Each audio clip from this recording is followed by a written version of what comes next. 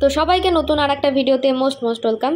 তো অনেক দিন আগে আমি একটা পোস্ট করেছিলাম, সেখানে আমি তোমাদের বলেছিলাম তোমরা কিসের ওপর ভিডিও চাও, আর্ট কলেজ এন্ট্রান্স টিপস আর আর্টওয়ার্ক ইমপ্রুভমেন্ট। তো সেখানে তোমরা বলেছিলে আর্টওয়ার্কের ওপরেই দেখতে চাই এবং সেটার ভোট বেশি ছিল।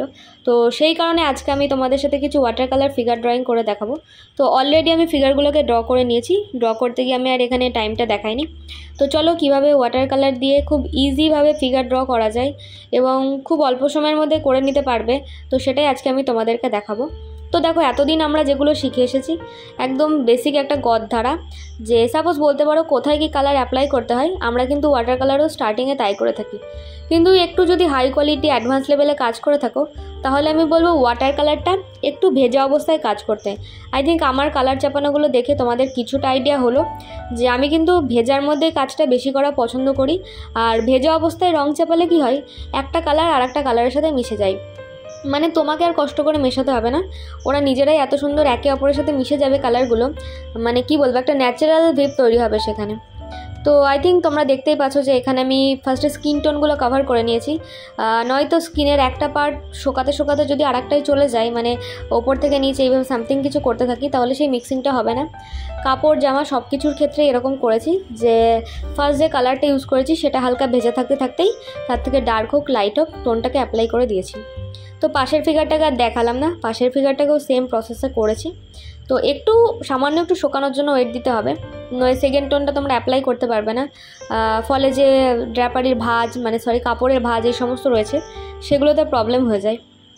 অ্যান্ড ওয়াটার কালারে কিছু কিছু ব্যাপার হচ্ছে, যদি সাপোজ আমাদের দুটো অবজেক্ট, যেমন এনার যে লুঙ্গিটা অ্যান্ড হাতের ব্যাগটা সামান্য একটু মিশে গেছে কালারটা একে অপরের সাথে, তো এক্ষেত্রে কোনো প্রবলেম নেই, এগুলো দেখতে আরও বেশি ন্যাচারালিস্টিক ফিল করে এবং একটা ওয়াটার কালার তার একটা নিজস্ব ভাব রয়েছে সেটাকে প্রকাশ করে। তো এখানে আমি ব্যাকগ্রাউন্ডটাও কিছুটা এরকম করে নিলাম, যার ফলে দেখো গামছা থেকে একটু রং উঠে এসেছে। তো ফটোগ্রাফি আর কালার দুটোর মধ্যে পার্থক্য রয়েছে, কালার মানে কি ছবি আঁকা, তো এটাকে একটু মাথায় রাখতে হবে যে সবসময় যদি রিয়েলিস্টিক ছবি করি তাহলে আর ছবি আঁকা আর ক্যামেরার মধ্যে পার্থক্য কী থাকলো। আমাদের কাছে তো ক্যামেরা রয়েছে যে কোনো কিছুকে রিয়েলভাবে ফুটিয়ে তোলার জন্য, কোনো কিছুকে বন্দি করার জন্য কোনো একটা হার্ড কপিতে। তো ছবি আঁকার যখন একটা সুযোগ রয়েছে তো সেটাকে সেইভাবেই আঁকবো, বিশেষ করে বিভিন্ন মিডিয়ামকে তার মতো ব্যবহার করতে হবে। যেমন ওয়াটার কালারকে তার নিজস্ব স্বাধীনতায় ছেড়ে দিয়ে কাজ করতে হবে, অয়েলকে একটুখানি বেশি কালার নিয়ে একটু সময় নিয়ে ধৈর্য ধরে করতে হবে। তো এই হলো ব্যাপার। আই থিঙ্ক ওয়াটার কালারটা দেখতে দেখতে একটু বেশি গল্প হয়ে গেল আর তোমরা হয়তো বুঝতে পেরেছো।